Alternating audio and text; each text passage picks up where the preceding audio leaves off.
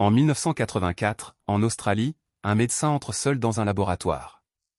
Il tient une éprouvette à la main. À l'intérieur, il y a un liquide trouble, rempli de milliards de bactéries. Ces bactéries viennent de l'estomac d'un patient malade. Elles peuvent provoquer une inflammation grave. Le médecin s'appelle Barry Marshall. Il sait ce qu'il va faire. Personne ne l'a autorisé à tenter cette expérience sur un humain. Alors il décide de la tenter sur lui-même. Il porte l'éprouvette à ses lèvres. Et il boit. Cette histoire est vraie. Elle a changé la médecine. Quelques années plus tôt, les ulcères de l'estomac font souffrir des millions de personnes. Brûlures, douleurs, nausées, vomissements. Certains malades ne peuvent plus manger. D'autres doivent être opérés. À l'époque, la médecine officielle est convaincue que les ulcères sont causés par le stress, la fatigue, le café, l'alcool, le tabac ou la nourriture trop épicée. On dit aux patients de se reposer, de manger léger, de prendre des médicaments contre l'acidité. Dans les cas graves, on retire une partie de l'estomac. Personne ne remet vraiment cela en cause. Car une idée paraît évidente, l'estomac est un bain d'acide. Un acide si puissant qu'aucune bactérie ne peut y survivre. Mais dans un hôpital de Perth, un médecin nommé Robin Warren observe des tissus au microscope. Il remarque quelque chose d'étrange. Sur des biopsies d'estomac enflammés, il voit de petites bactéries en forme de spirale. Elles sont vivantes. Elles sont nombreuses. Et presque toujours, la muqueuse de l'estomac est irritée. Warren en parle à un jeune médecin curieux, Barry Marshall. Ensemble, ils décident d'enquêter. Ils examinent des échantillons. Ils comparent les dossiers. Ils essaient de cultiver les bactéries en laboratoire. Ce n'est pas facile. Beaucoup de tentatives échouent. Puis un jour, des cultures oubliées plus longtemps que prévu révèlent enfin des colonies de bactéries. La preuve est là. La bactérie existe. Elle vient bien de l'estomac humain. Plus tard, on l'appellera Helicobacter pylori. Marshall et Warren comprennent alors quelque chose d'énorme.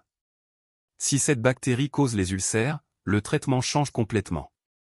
Il ne s'agit plus seulement de calmer la douleur ou de réduire l'acidité. Il faut tuer la bactérie. Avec des antibiotiques. Des médicaments simples, connus, peu coûteux.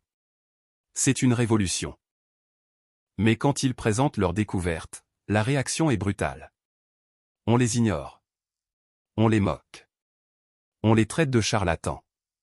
Les grands spécialistes sont formels, c'est impossible. Une bactérie ne peut pas survivre dans l'acide de l'estomac. Leurs échantillons doivent être contaminés. Ils se trompent. Marshall essaie de publier ses travaux. On lui ferme des portes. Il demande des financements. On refuse. Il veut tester des antibiotiques sur des patients. On lui dit que c'est absurde. Donner des antibiotiques pour un ulcère? Quelle folie! Pourtant, Marshall continue. Il voit des patients souffrir. Il voit des traitements inutiles. Il voit des opérations lourdes. Il voit des malades revenir, encore et encore, parce qu'on soigne les symptômes mais pas la cause. Alors il décide de frapper un grand coup. Il essaie d'abord sur des animaux.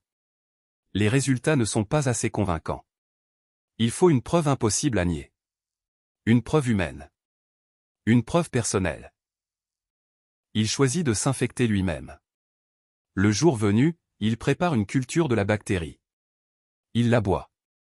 Puis il attend. Les premiers jours, il ne se passe presque rien. Puis les symptômes arrivent. Nausées. Vomissements. Brûlure d'estomac. Fatigue. Mauvaise haleine. Il ne peut plus manger normalement. Son corps est en train de tomber malade.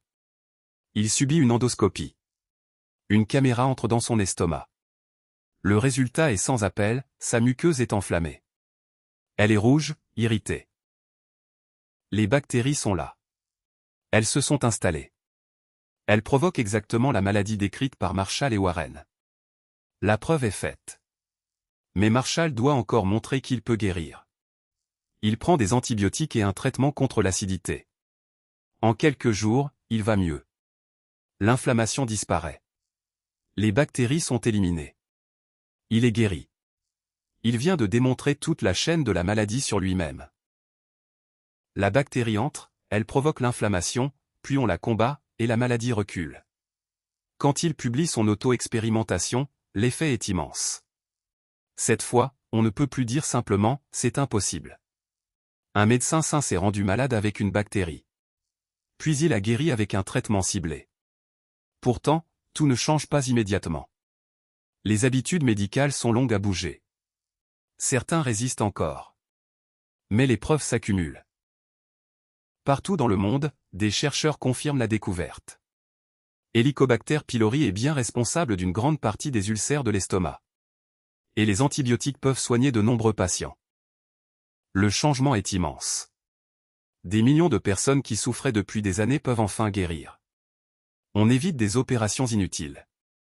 On arrête de dire aux patients que leur douleur est seulement dans leur tête. La médecine fait un pas énorme. En 2005, plus de 20 ans après la découverte, Barry Marshall et Robin Warren reçoivent le prix Nobel de médecine. Le monde entier célèbre enfin deux hommes qui ont eu raison contre presque tous. Cette histoire est fascinante parce qu'elle parle de science, mais elle parle surtout de courage. La science, ce n'est pas seulement des laboratoires, des microscopes et des équations. Ce sont aussi des êtres humains. Des humains qui doutent. Des humains qui se trompent. Des humains qui ont peur de perdre la face. Des humains qui s'accrochent à leurs certitudes parce qu'elles sont confortables. Mais la science, c'est aussi la capacité de dire « je ne sais pas ». C'est la capacité d'observer, de vérifier, de tester. C'est la capacité de remettre en question ce que tout le monde croit vrai. Même quand c'est difficile. Même quand c'est risqué. Même quand tout le monde vous dit non. Barry Marshall n'était pas un super-héros. Il était un médecin obstiné. Il avait une idée. Il avait des preuves. Mais il avait aussi besoin d'un geste fort. Un geste presque théâtral. Un geste qui marque les esprits. Boire une éprouvette de bactéries, ce n'est pas une expérience ordinaire. C'est un acte extrême. C'est un cri. C'est une manière de dire « regardez ». Regardez vraiment.